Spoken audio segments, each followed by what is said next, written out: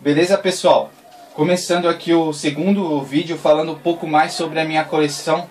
Dessa vez agora eu vou começar a falar mais um pouco da parte dos mangás na estante. A primeira parte da estante. No final desse vídeo também eu vou conversar um pouco com vocês sobre o tema do empréstimos de mangás, que foi um tema abordado no Face, nos comentários do Face, pelos nossos amigos Juliana Eike e o Douglas Couras, ok? Então vamos começar. A primeira coleção que eu tenho na parte de cima, na prateleira de cima, como vocês podem notar, é uma coleção bem bonita, provável que seja a maior coleção que eu tenha, é o Naruto. Assim, não preciso me esticar muito quanto a Naruto, assim, tem muita gente que não gosta, tal, é hater, mas o Naruto eu acho que é simplesmente o símbolo de uma geração de pessoas que curtem mangás e afins. É um título muito bom, indispensável em qualquer coleção hoje no Brasil. O próximo mangá na prateleira de baixo é o Bleach.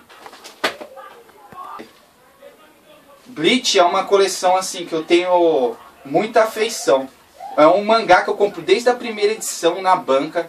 Foi junto com Death Note o primeiro mangá que eu comecei a colecionar. E eu tenho um apreço especial também pelo autor, o Tati Kubo. Eu acho que a forma como ele cria seus personagens é diferenciada até mesmo de outros mangás de sucesso. Ele cria personagens extraordinários, tanto protagonistas quanto antagonistas. Eu também gosto muito também da forma que ele trabalha o contraste no mangá, que eu acho que ele trabalha muito bem com o preto. Provavelmente o traço que eu mais aprecio hoje na Shonen Jump. O próximo mangá que eu vou falar é o Claymore, ele está na prateleira de baixo. Claymore é outro mangá bem interessante lançado pela Panini também. Os primeiros volumes são muito bons, com um ótimo roteiro e com um trabalho em arte do Norihiro Yagi excepcional, um dos melhores trabalhos em arte que eu já vi em mangás. Pena que mais pra frente do mangá ele não consiga ter o mesmo padrão, ele acaba perdendo um pouco no padrão, mas no geral o Claymore é um mangá muito bom também. É que vai muito pelo gosto da pessoa, né? Mas para quem gosta do gênero aí Berserk, Claymore é uma boa pedida. Vamos para o próximo. O próximo é o The Gray Man. The Gray Man é outro mangá lançado pela Panini também. É um mangá excelente também, primeiras edições também. É um mangá bem interessante, um ótimo shonen. Lá no Japão ela teve seus perrengues, mudou bastante de revista, mas no geral é um mangá muito bom. Pena que saia numa periodicidade muito grande, tanto aqui no Brasil quanto lá no Japão, devido aos problemas de saúde da autora Katsura Hoshino, né? Mas todo mundo sabe aí que a rotina deles lá de lançar um mangá mensalmente ou semanalmente acaba sendo muito esforço para a maioria das pessoas, né? É uma rotina muito estressante o dia a dia de um mangaka lá no Japão.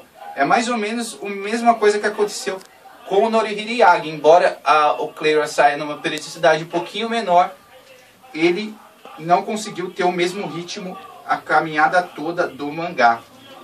Do lado eu tenho o Sanctuary, que na verdade essas duas edições são duas edições repetidas que eu tenho. Então mais pra frente eu falarei um pouco melhor sobre Sanctuary. Do lado eu tenho o Livro do Vento, que é um mangá diferente. É um mangá com uma temática bem diferente. O estilo de arte é parecido com o Lobo Solitário e tal. É para um público bem específico. Não é um mangá muito juvenil, é mais para um público mais adulto. O próximo mangá que eu vou estar falando agora, na parte de baixo, na outra prateleira, é o Nura Hoihon no Mago. Também um ótimo título lançado pela JBC. Assim, eu acho que foi um acerto na JBC. Na minha opinião, a JBC cometeu muitos erros nos últimos tempos, principalmente em lançamentos. Sei que é difícil ela trabalhar e competir com a Panini, que é uma uma editora de nível mundial, mas mesmo assim eu acho que a JBC tem errado muito nos títulos que ela tem lançado.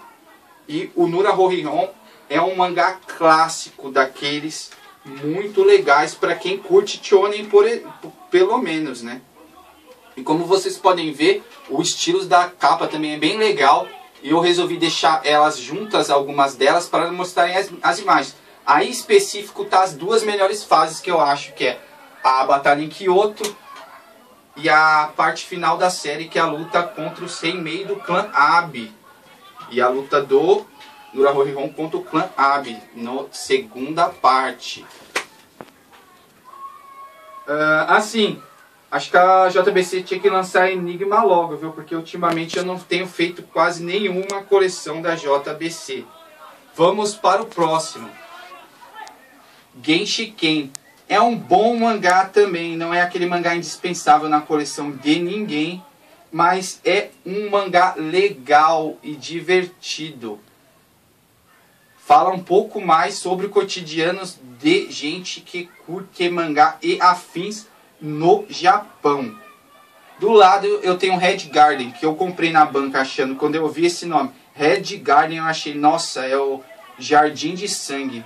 Mas não é isso exatamente não, é um mangá bem fraquinho. Mas para quem curte coisas do gênero, como Blood Sea e outros, pode ser que até curta um pouco, mas é um Blood Sea mais fraco, na minha opinião. Vamos para a prateleira de baixo agora. Aí eu tenho nessa prateleira eu tenho uma boa diversidade de mangás. Alguns que eu não completei a coleção. O primeiro é o Yakuza Girl. É um mangá lançado pela Nova Sampa. Acho que a gente sempre deve apoiar novas editoras no mercado, mas é um mangá no geral fraco. Do lado a gente tem o Blue Dragon, que eu tenho a edição 1, 2 e 4, não tem edição completa. Na verdade eu esperava muito desse mangá, por ser do mesmo desenhista do Death Note, que me fugiu o nome agora. Mas no geral é um mangá com uma história muito fraca, mas como Death Note, com uma arte primorosa. Do lado a gente tem Mars, que é um mangá bem legal, é um mangá divertido, mas é um mangá dispensável, eu acho, na maioria das coleções. Do lado a gente tem The Voice of a Distance Star. Esse daí eu recomendo para qualquer pessoa de qualquer gênero e qualquer idade. É um mangá muito legal, bem impactante. Do lado a gente tem Rama Meio. Para mim, é a obra definitiva da Rumiko Takahashi, também autora de Inuyasha, Urusei Yatsura. Eu acho a melhor obra dela. E assim, Rama Meio também é um mangá especial para mim. Eu já assisti o anime todo e pretendo futuramente fazer a coleção completa. Do lado a gente tem Dragon Ball, que como Naruto não precisa me esticar muito. É um mangá que eu pretendo ter a coleção. E ainda vou fazer a coleção dela. Dragon Ball é Dragon Ball, né? O resto é conversa. Do lado eu tenho Assassinate Classroom, que eu também acho um dos melhores mangás hoje em banca. É um mangá com uma temática muito interessante. É aquele tipo de mangá Survivor. E pra mim, eu acho que o único erro do Yusei Matsui nos primeiros volumes é que ele trabalha muito pouco. São muitos personagens e a personalidades deles não se diferenciam. Mas em compensação, o Kuro Sensei, o personagem principal, é uma história à parte, é um ótimo personagem. Aconselho vocês a lerem muito a edição número 2, que eu acho uma edição primorosa. Do lado a gente tem o Reborn. A maioria das pessoas devem conhecer também, é um mangá de bastante sucesso. Já está concluído no Japão por 42 edições, saiu pela Shonen Jump, né? E assim, eu tenho a partir do número 7, mas é exatamente onde o mangá começa a ficar interessante. Eu acho que o Akira Amano, ele tentou fazer um tipo de mangá um pouquinho mais cômico, mas que não deu certo. Aí a partir do volume 7 ele começa a optar pelo que dá certo, que é mangá de luta tecnicamente. E do 7, quando entra a parte do Mokuro Hokudo, fica muito legal. Outro mangá imperdível hoje em dia. Do lado do Reborn eu tenho One Piece, que é outro que não preciso nem de comentário. Aí eu não tenho a coleção completa, mas pretendo fazer futuramente com certeza. Eu tenho a partir do número 36, que foi onde parou na maioria, na Conrad. Tenho a edição 1 e a 10, que 10 e a 11 também para mim, que eu tenho aí separadas, são para mim a parte que eu acho que eu me apaixonei por One Piece, que é a parte em Arlong Park, que é a luta do Luffy contra o Arlong e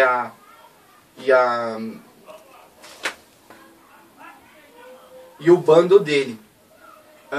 One Piece eu com certeza é um dos mangás meus prediletos.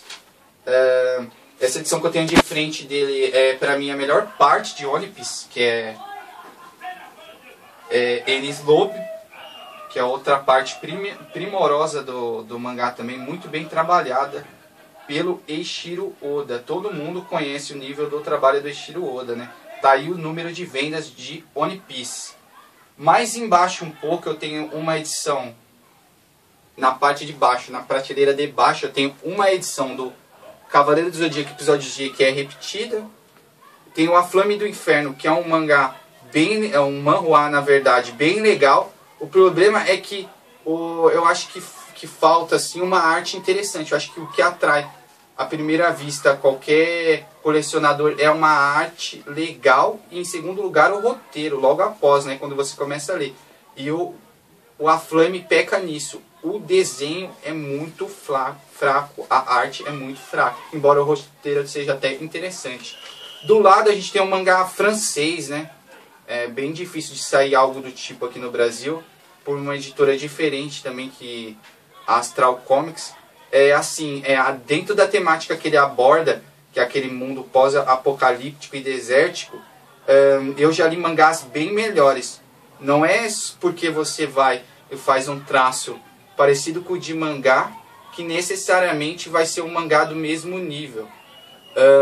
Por exemplo, temos nas bancas hoje, não necessariamente nas bancas, mas em lojas especializadas, mangás como Trigun, que tem uma arte um pouco mais fraca, mas em compensação a história é muito melhor. Também tem a edição High School of Death número 1, é um mangá bem legal também, mas não é meu tipo de mangá, então não completei a coleção, tenho apenas a edição número 1. Então, pessoal, agora eu vou falar um pouco sobre o empréstimo de mangás.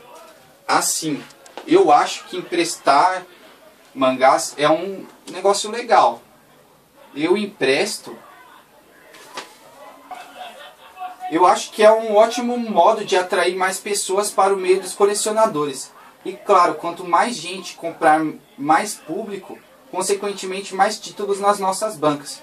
E também é bom pensar pelo lado de que em uma sociedade como a nossa é sempre bom compartilhar cultura com o próximo, né? Lógico que há aqueles que não têm cuidado com os mangás, mas só por aí já dá para ver,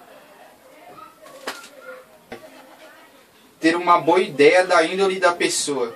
Se ela não tem cuidado pelo que você empresta a ela, ela não tem respeito por você. E numa sociedade como a nossa, embora seja realmente desolador, há pessoas que não têm respeito nem por si próprio, quanto mais pelos outros. Desculpa pela interrupção, vou começar de novo Então, a conclusão que chego é que quanto mais compartilharmos nossos mangás, melhor para todos, leitores, editoras e mercados. Em geral,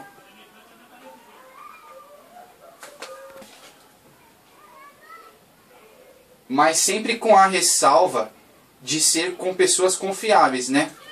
Certo, pessoal? Na descrição do vídeo eu passo o meu Face.